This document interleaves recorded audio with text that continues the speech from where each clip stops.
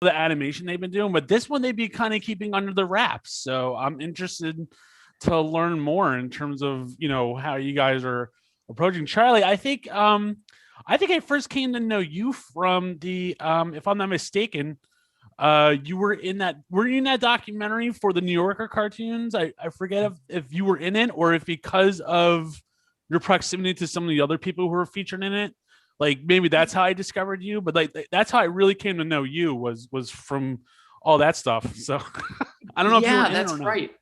I went back because I remember you reached out via Instagram to try and connect about maybe doing a podcast or something. Yes. And I was like, so that's right. Finally got you. Well, it's great to be here. Yes. I was around when they were filming that documentary. I don't think I made the final cut for the HBO thing, but I did. There was about a year before that, there was a 60 Minutes piece with that I popped up in that was also sort of documentary style. And so I was definitely around it in the mix, but I wound up on the cutting room floor for that. Yeah, and I think it was also like it must have been then like I must have been like adding other people who were in it, and like, you know, because of that they're recommending me to you, and here we are. Here we are. Well, thanks so much, guys, for taking the time to come on and talk, like I said, about your new series, The Summoner, which is getting ready to kick off on Wednesday night. You know, you guys have to be thrilled with being part of such a hot studio as is Stoopid Buddy. I mean, it just seems like they're working on this stuff all the time. Chris, you know this too. I mean, so and that's what I love. And hopefully this just means more and more and more and more because we can't get enough. Oh, well, thanks for saying that. Yes. I head up development at Stoopid Buddy, so we are doing a lot of fun stuff. And as a studio owned by 4 creative dudes, yes, you know, we're always inspired by really strong creator point of views. And Charlie's work is so distinct. His voice is so distinct and funny, but there's like a deep humanity to everything he does, like a surprising humanity to the stuff he does. And we just hadn't really been big fans of his short form work. And of course his cartoons are amazing in the New Yorker, but his comedy is just one of a kind. And so when we had the chance to develop this with him, we actually saw the original short that he made.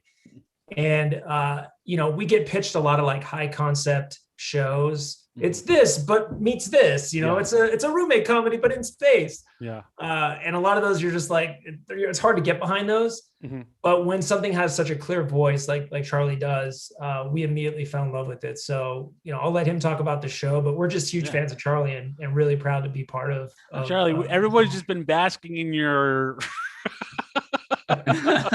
in your celebrity, I guess. Oh, it's incredibly flattering when the truth is that I am so lucky and so honored to be working with Chris and with Stoopid Buddy, who really like picked up the ball and ran with it. I mean, the full background of the show is that I was doing animation pretty much just for the love of the game and trying to like wrap my mind around the techniques and the software and everything. And a relatively early like successful experiment that I did was the original Summoner short, which wound up on Vimeo and Instagram. And I think it's a credit to Chris and the other folks at Stoopid Buddy that they were able to say like, hey, actually, this sort of suggests a larger world. And would you talk to us about like what you would see being a series form of this show? And so what it wound up turning into was exactly this thing that is a roommate comedy with a magical alien who has the power to summon any object to his present location, but never summons anything useful.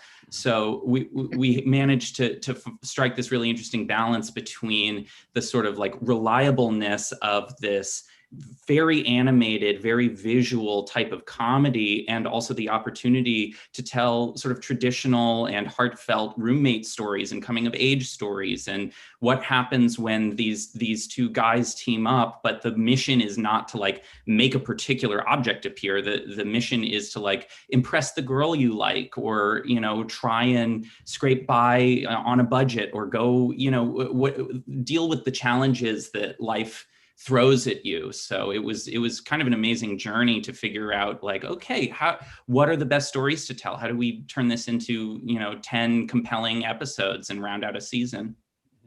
Yeah, and it sounds like you know, despite being, you know, somewhat fantastical in terms of the character and stuff like that, you're getting into a lot of human, you know, a lot of human issues. And what was that like? And how did you balance the humanness, I guess, of some of those issues with the fact that, hey, we're dealing with, you know, a silly world, a silly character, and keep it so grounded? Totally. Yeah, it's a really good question, and definitely like an interesting dance to figure out how to do. And I think it pretty much all just came down to finding an essential, like, deep desire, something that our main character Rory, who's the human in the roommate dynamic, some specific thing that he really needs or yearns for, even if it's just kind of like, oh, he wants to convince his parents that he's a real grown-up who's independent and like a fully formed adult human being. If that's the most important thing to him, if that's all he cares about, then you can really feel invested in the stakes of the episode and really root for Rory. But then you have this like totally mental, this totally lunatic detail, which is this alien who's like, by and large, monosyllabic, like his grasp of the English language is only so good, who comes in and like definitely has the potential to make dreams come true and make the impossible possible, but just like is not fully in control or not fully grasping the situation, and winds up inevitably like being a good friend to Rory, who ultimately kind of like gets as much in his way as actually helping him out. So that's sort of the balancing act you do, is you create a real conflict and a real desire and real obstacles, but then you pepper in all of these crazy, absurd jokes to like keep the comedy really high throughout.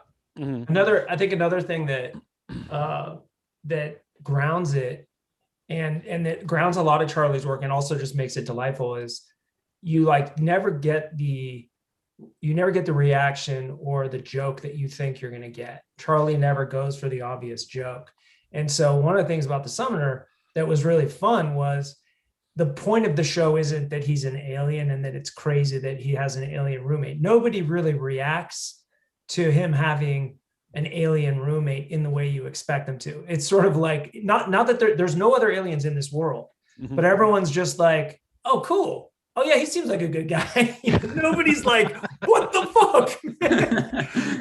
So I think that's like that part of Charlie's comedy is always surprising and fun. Yeah. You just never get what you're gonna expect. It's interesting too, because I think Charlie's I think your cartoons, Charlie. Yeah, I think one of the ones I remember most is the king and queen playing cards, and then there's the jack playing card walking away, and the royalty are just like, what the heck is a jack? It has that similar sound to it. Like a lot of your cartoons do deal with that.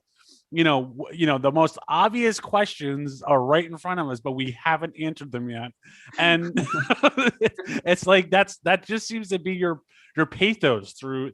Oh man. What you do. Yeah, I really appreciate you saying that. Yeah, it's just such a funny thing to collide like a super heightened reality, you know, whether it's like, okay, well, what world is inhabited by like the jack and queen and king of what is the playing card universe? Yeah. And then asking like the most like grounded and real question within that. Like that's such a fun game to play, is colliding that high and low, and then having very realistic and very grounded reactions to these people who are like theoretically like, okay, so you're magical, you're from outer space, but then just really getting down into like, wait a second, you made this crazy thing appear in front of me. Now I have to like throw this thing away or get rid of it or return it to its rightful owners. Like it's a lot of fun to play those comedy games of just like very big premise, very big universe, but then delivering on the really human and grounded and compelling aspect of it. It sounds like you have a lot going on in a show that's only at like a couple minutes long. So how do you do that? How do you say, hey, I want to build this world, but I'm going to do it in this amount of time? And it almost sounds like you almost like, even though with the length of the series, the layman wants to say, hey, you could just post this series online on a social network, but really if it's something where you're world building, I don't know, social is the place you do that, because social is the place where you get that quick hit and you move on. Whereas something like this, you probably want that daisy chain of like that serial, as you go forward, and you want to keep people locked in. So it's such an interesting dynamic. I don't think it's something I've really even seen before. And how did that come about? Well, I think you're right that being able to do 10 episodes and sort of chaining them together like that does give you something that's more than the sum of its parts. So hopefully when people watch the show, they are rewarded for sticking with it and going through all 10 episodes and seeing characters who do grow and evolve in a way that you can't necessarily pull off on like one quick hit short video that is just designed to live on social. Definitely it was a challenge trying to fit so much story into such short episodes. They are about 3.5 minutes a pop. Just writing the episodes, I was constantly trying to find ways to vacuum pack them, to make the script, just to figure out, okay, well, if I have a 5-page first draft, I literally don't have the ability to put 5 pages worth of script into one episode. It's too long. Sure. So finding a way to pare back 5 pages to the most essential 4 pages resulted in episodes that I think are pretty snappy. They move pretty briskly, and hopefully like the pacing and the editing honors that to keep it really, really moving along and feeling like you can convey a lot more story in 3.5 minutes than you might otherwise expect. And then of course you've taken on the onerous task of being the voice of your main character, of being the voice of Rory.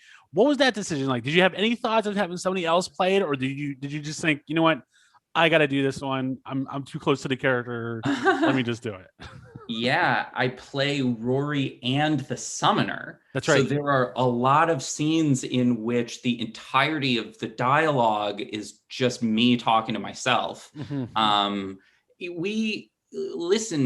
It's a scrappy sort of production. We had to think about like, okay, what can we do with the resources that we have? And Cree Summer, who is an extraordinary voice actor, rounds out our cast and really populates the universe. She has incredible range and an incredible vocal artistic ability. So hopefully we're able to, populate the universe in a way that feels like much bigger than just 2 people doing the voices. That said, I definitely stretched. Because I'm playing Rory and the roommate, who very luckily have some, Rory is a very like, well, I'm hoping for the best, and has this sort of like upbeat, optimistic kind of way thing about him. And then the Summoner is just constantly speaking in terms of like rice, and then there's rice there, or being like Rubik's Cube, and there's a Rubik's Cube there. And so it's not hard to differentiate the vocal styles of those 2 characters, but I've needed to play, tough guys at a dive bar. I've needed to play like international pan-European artist type. Like I've definitely been put through my paces in terms of vocal styling. So there was a learning curve. I feel pretty proud of what I've been able to do. And for everything I wasn't able to do, there's Cree Summer to the rescue. Yes. Yeah. And you're right. You couldn't have picked the better, opposite, in terms of Cree, because she is just so malleable. She can really do anything, and it really doesn't matter. She can just nail every bit of it. And then, it's insane. Yeah. She's like scary, funny and talented. And like, we've been, you know, we're still in production on the show. Like it premieres on Wednesday, but we're still in production on some of the later episodes. And we've been going Welcome to back. animation. Yeah, I know. Crazy. Chris can tell you all about that. Yeah. Well, yeah. They did move the date up on us too. Yes. It's needless to say, it's crunch time. It's a blast, but it's also a lot of work. But it's so much more helpful then that we can dig back into audio takes of Cree Summer just like going nuts and finding all of this wild audio of like, okay, so, you know, in this crowd scene that takes place on the beach boardwalk on a summer day, there's all sorts of usable stuff of her improvising and stuff of me improvising. And so it's kind of been amazing to realize like, yeah, actually we kind of have a lot to work with and able to round out in order to round out the world. It's like kind of worked out great. Yeah, that's great. And then how did you guys come up with the look and the aesthetic of the series? What were you going for? And then how did you mesh your art style with that of Chris? You know, Stoopid Buddy has such a unique, I think, art style. Of course, the studio really came into fruition, develop, you know, with stop motion and you know, kind of reinventing, I would say reinventing and kind of building the fandom around stop motion animation that was before Stoopid Buddy. I think it was largely dormant, you know, and I think Stoopid Buddy was like the one that like kind of brought it back. And you guys have done so many great projects over the years. So it's interesting when you take on a new project and you can kind of spot the Stoopid Buddies, especially when you're at home or watching TV, you see a goldfish commercial, like you're like, yeah, that's Stoopid Buddy or something to that effect. And then, and I talk to you guys all the time and you guys just have killers on every level. I mean, between Harventine and you know, obviously Seth. And then I just talked to, you know, Ben a couple weeks ago about Blarkinson, and you guys just keep bringing in killers. So how did you mesh the aesthetic with what Stoopid Buddies' lineage was up to this point? Yeah, I mean, I think we're always just looking for a new way to tell a story, and we get inspired by, I mean, you were talking to Ben about Blarkinson, right? Yeah. So that's our version of puppets is totally different than a Henson puppet, right? Yeah. And on this one, like Charlie is just, you know, writer, director, he's doing it all, designer. And so, in fact, in the original short, he not only voiced both characters, but he also did all the sound effects, like just verbally did the sound effects, which we thought, so, you know, did help budget wise, but also we love the idea of Charlie embodying all these characters because it feels like a part of his aesthetic. And so on this one, this was mostly about just get out of Charlie's way and make sure that if, you know, I think we wanted to plus the backgrounds and do some of that. And by the way, we have to give a shout out to Solus Animation, who partnered with us on this and has done an amazing job. Their team up there is incredible up in Canada. But really, it was just Charlie had such a clear vision for what he wanted. We just wanted to make him happy and do him proud. That was you guys get a lot of those, Chris. You guys get a lot of your the creators that, you know, have just a tunnel vision and they know where they want to go. And I can't think of a time where you've really had to, you know, I remember talking years ago, you know, with like Zeb Wells and you know, all these other guys, like you just kind of, like, you just summed it up perfectly. You get out of the way, you kind of really let them go. And then you fill in the gaps that are missing, you know, sort of a thing. And I think that's been leading to all your success over these years. Thanks, man. Yes. I'll take it.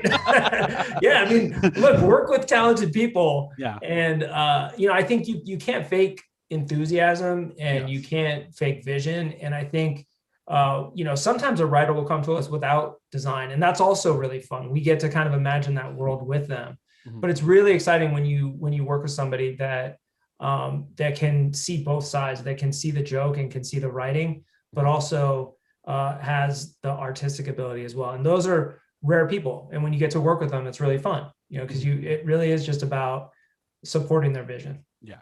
And Chris, how do you then adapt your development to this onslaught of, you know, adult animation, you know, that's coming in terms of, you know, it seems like everybody's asking for something. It seems like it's a streamer, it's a network, it's a commercial, and especially this past year, you know, with COVID and everything, I'm sure your guys' days just got longer as a result. But you guys are really everywhere. And how do you do that? How do you balance in terms of the direction of the network and for network notes versus maybe like a streamer who might not have any notes at all, if one or two, that kind of lets you go, and how does that come about?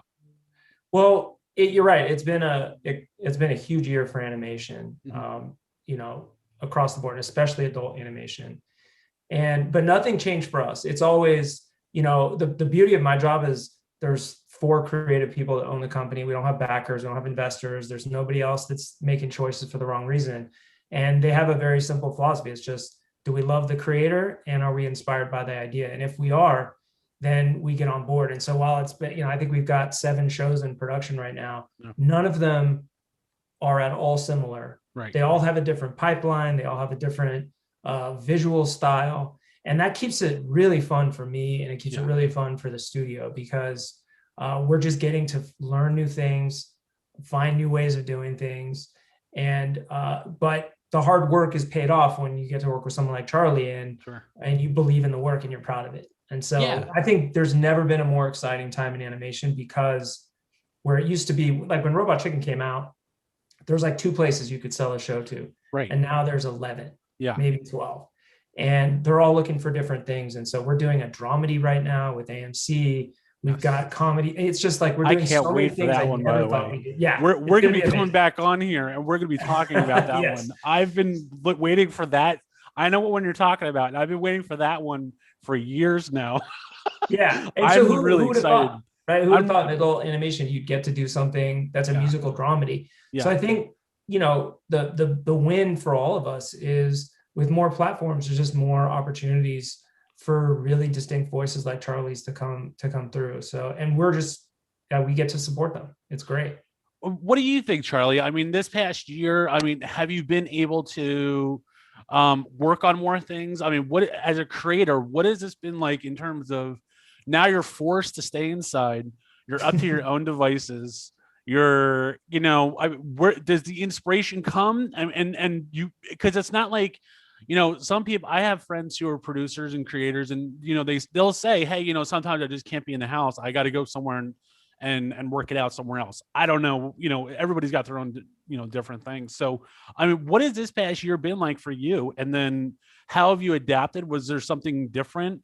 Were you always planning on doing a cartoon and it just happened to be because of this past year, now you're getting to it? Or what has that been like?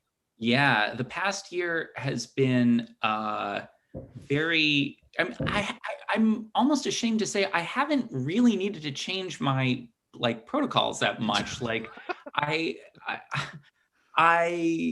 am a sort of like a gag cartoonist in magazines, but as my most visible regular output. And so for that for the joke writing that goes into that, I used to go sit in a cafe and have a cup of coffee or breakfast or whatever and sit and write jokes for an hour or 2. And so I guess there was a learning curve to figure out how to do that in my apartment. That was a slight adjustment. But in terms of really, to be completely honest, the timing of the Summoner could not have been any better, because you can't see it off in this direction over here, but I've got a giant drawing tablet over here, and I have a light table for working in traditional wet media.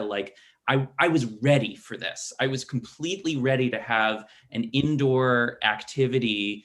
And, we started production sort of June, July of last year.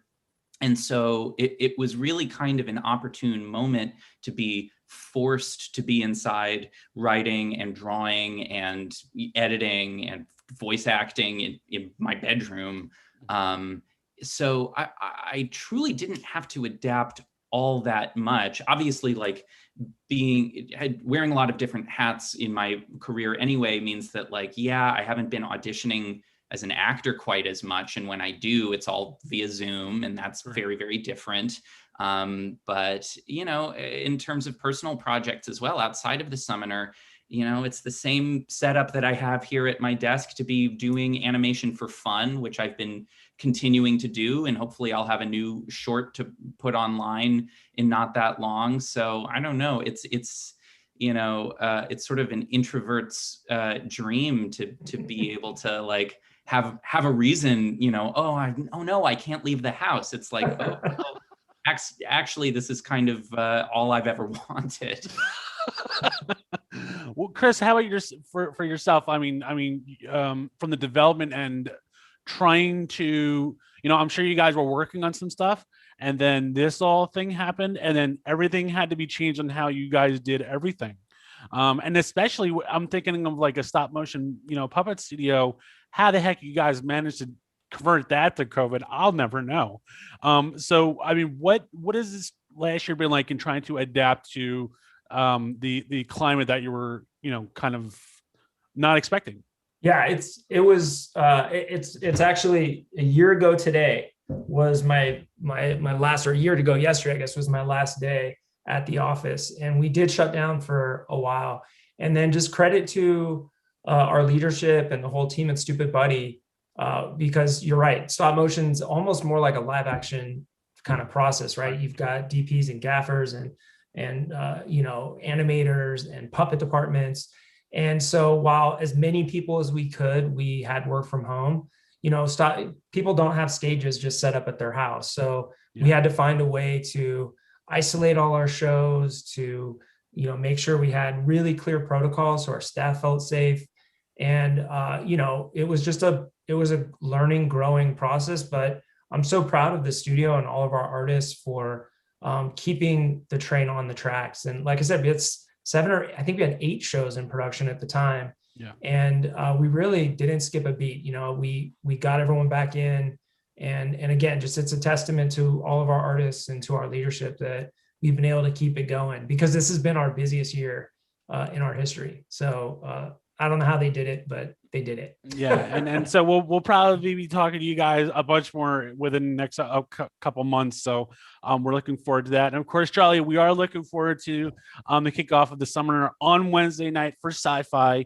Guys, thank you so much for being part of this, and hope to be talking to you guys again about season 2. And Charlie, whatever the heck else you're working on, I'll take it. Chris, whatever heck you're working on, and I know you got a few things, we'll be talking again soon. So cool. Well, let me also give a shout out to Spencer Griffin, who was with us at the time and actually was the person that introduced me to Charlie. Spencer's now with Just for Laughs, but he was at Stoopid Buddy at the time. And so big shout out to Spencer Griffin, even though he's a Clipper fan. Go Lakers. That's the sole reason I wore this sweatshirt, in hopes that he watches this. And, well, you've just made a mortal enemy, because I'm a diehard Celtics fan. So we'll be. I wouldn't have joined this if I'd known that. Oh, good. Well, I'm kidding. See how I review you guys on Thursday morning. We'll see. All right, guys. Thanks so much for stopping by, and have a good rest of the week. All right, and we look